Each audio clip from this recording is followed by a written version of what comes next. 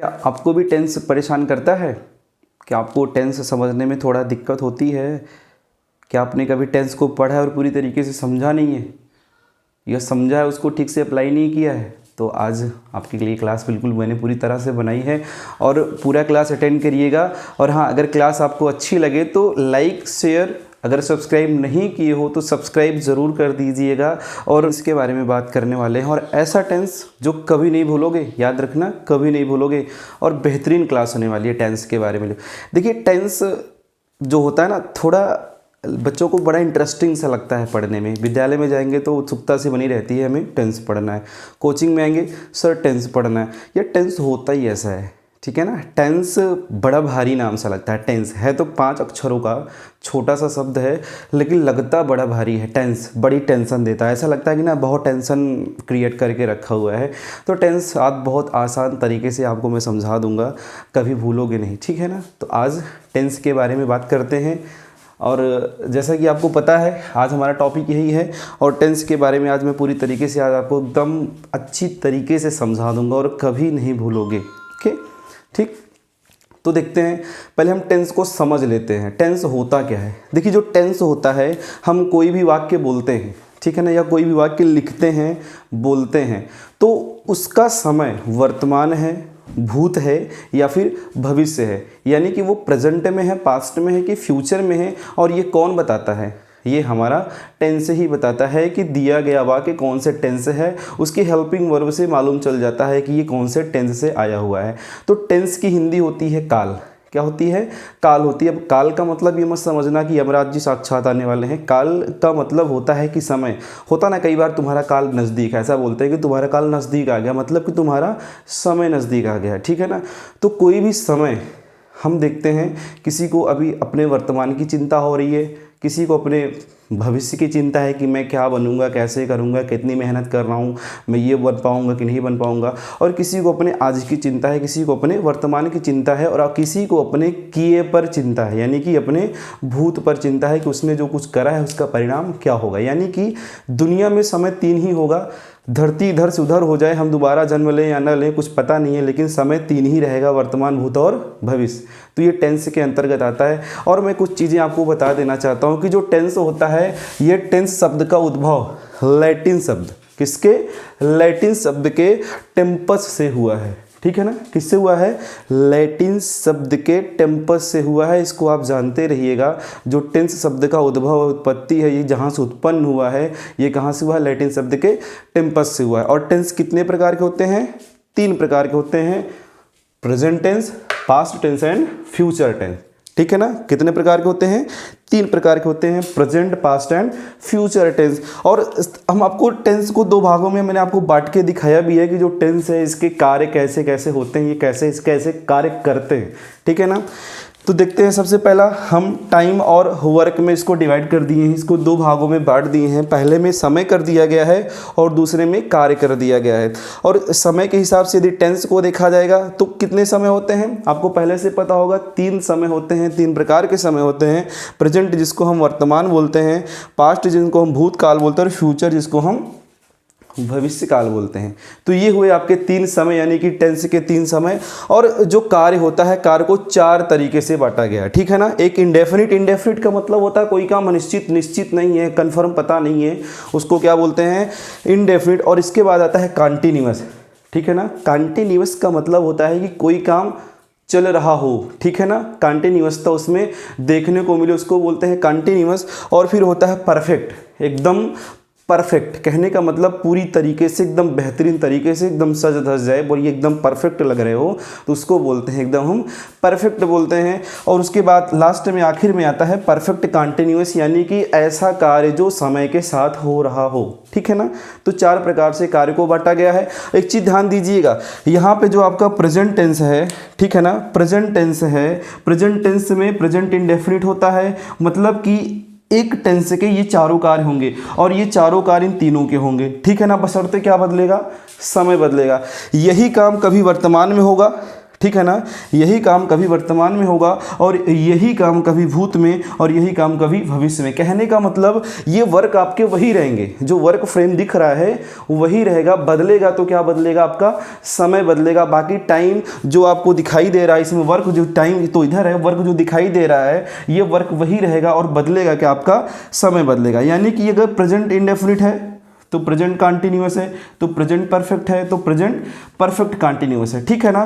तो बिल्कुल उसी तरह आप यदि आप मानते हैं तो बिल्कुल उसी तरह आपको मानना पड़ेगा past indefinite, past continuous, past perfect और पास्ट परफेक्ट कंटिन्यूअस। और बिल्कुल सेम वैसे ही आपको फ्यूचर भी, future indefinite, future continuous, future perfect और फ्यूचर परफेक्ट कंटिन्यूअस, ठीक है ना। थोड़ा ज़्यादा इसमें बन गया है, आप थोड़ा कंफ्यूज मत होइएगा, मैंने आपको समझाने के लिए इसको बनाया। कहने का मतलब मेरा ये है कि यदि आप present indefinite, present continuous, present perfect और प्रेजेंट परफेक्ट कंटिन्यूअस पढ़ते हैं तो बिल्कुल ये तो आपके कार्य हैं, ठीक है ना, ये आपके क्या हैं, कार्य हैं। और वैसे ही आपके पास्ट इंडेफिनिट होते हैं, पास्ट कंटिन्यूअस होते हैं, पास्ट परफेक्ट होते हैं और पास्ट परफेक्ट कंटिन्यूअस होते हैं। और बिल्कुल वैसे ही future indefinite, future continuous, future perfect और फ्यूचर परफेक्ट कंटिन्यूअस होता है।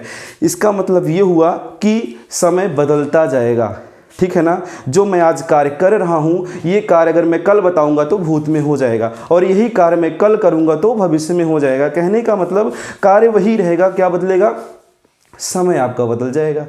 बदलेगा तो क्या बदलेगा, समय बदल जाएगा। तो इसको समझ लेना बहुत ज़रूरी है कि जो जितने टेंसेज हैं सबके चार चार भाग होते हैं और आपको प्रेजेंट के भी ये चारों पढ़ने हैं, पास्ट के भी चारों पढ़ने हैं और फ्यूचर के भी चारों पढ़ने हैं। और सबसे इम्पॉर्टेंट चीज़ इसमें ये बात की है कि जब आप इसको पढ़ोगे तो इसमें हेल्पिंग वर्ब आती है, सहायक क्रिया, ठीक है ना। और सहायक क्रिया को ही समझना हमारे लिए बहुत ही महत्वपूर्ण काम है। अगर कुछ सहायक क्रिया गलत हो जाती है तो दिया गया वाक्य पता नहीं चल पाएगा कि ये वाक्य आया किसके घर से है। और सहायक क्रिया एकमात्र ऐसा एविडेंस होता है जो बताता है कि दिया गया वाक्य भैया इन्हीं के घर से आया है। कहने का मतलब प्रेजेंट से है कि पास्ट से है, फ्यूचर से है, कैसे जानकारी हमें मिलेगी। यानी कि इंडेफिनिट है, कंटिन्यूअस है, परफेक्ट कंटिन्यूअस है, कैसे जानकारी हमें मिलेगी, कैसे मिलेगी, उसकी हेल्पिंग वर्ब से मिलेगी। तो आगे की स्लाइड में आप देखेंगे कि हेल्पिंग वर्ब, इन चारों की हेल्पिंग वर्ब क्या रहेगी, ओके। और अब हम देखेंगे सहायक क्रियाओं के बारे में। देखिए सहायक क्रियाएं जो होती है ना, जो वाक्य में कार्य हुआ है ना उसके समय के बारे में बताती हैं कि वाक्य का कार्य जो हुआ है वर्तमान है, भूत है, भविष्य है, या वर्तमान में इंडेफिनिट है, कंटिन्यूअस है, परफेक्ट है या परफेक्ट कंटिन्यूअस है।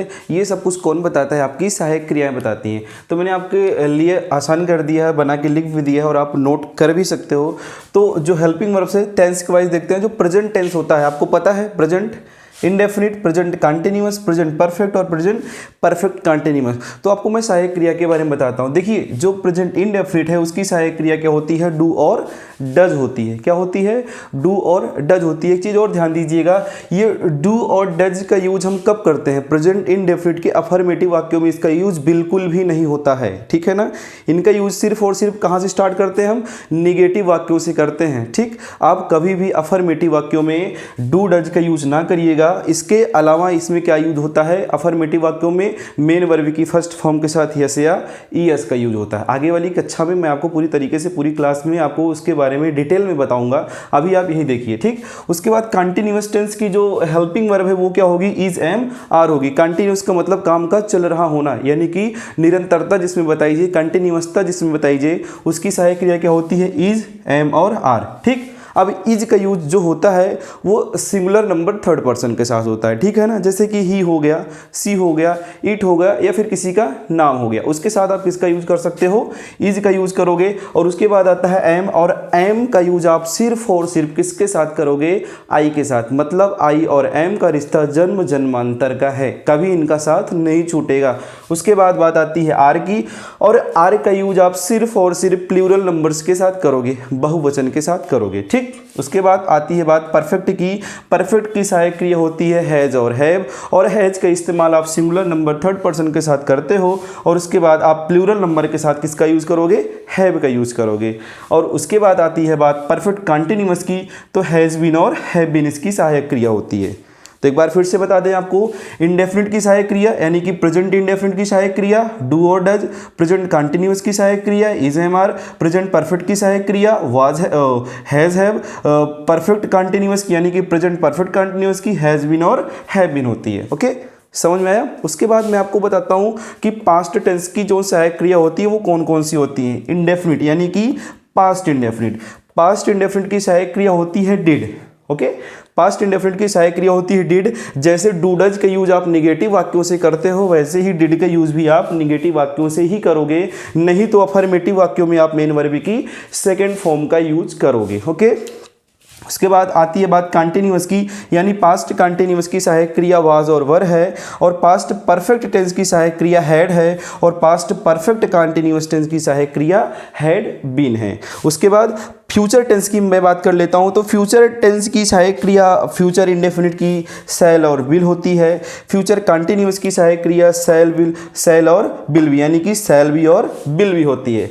परफेक्ट की यानी कि फ्यूचर परफेक्ट की शैल हैव और विल हैव होती है, और वैसे ही फ्यूचर कंटिन्यूअस यानी कि फ्यूचर परफेक्ट कंटिन्यूअस की सहायक क्रिया आप पढ़ोगे शैल हैव बीन और विल हैव बीन। तो ये हुई आपकी सहायक क्रिया की बात, और सहायक क्रिया कभी भूलना मत, क्योंकि ये आपको आने वाले वाक्यों में सहायक क्रियाओं के यूजेस देखने को मिलते हैं, और सहायक क्रिया के सहारे ही आपके सेंटेंस का निर्माण होता है, यानी कि आपका ट्रांसलेशन होता है। तो सहायक क्रिया बहुत ही इंपॉर्टेंट है, और दी गई जितनी भी सहायक क्रिया है आप इसको भूलिएगा मत, अच्छे से नोट कर लीजिए। आप बस इतना ही मुझे विदा दीजिए, और हाँ एक काम और कर दीजिएगा, लाइक शेयर और सब्सक्राइब नहीं रुकना चाहिए। आप मेरा सपोर्ट करते रहिए, और मैं आपके लिए बेस्ट देने की पूरी कोशिश करता रहूँगा। मुझे विदा दीजिए।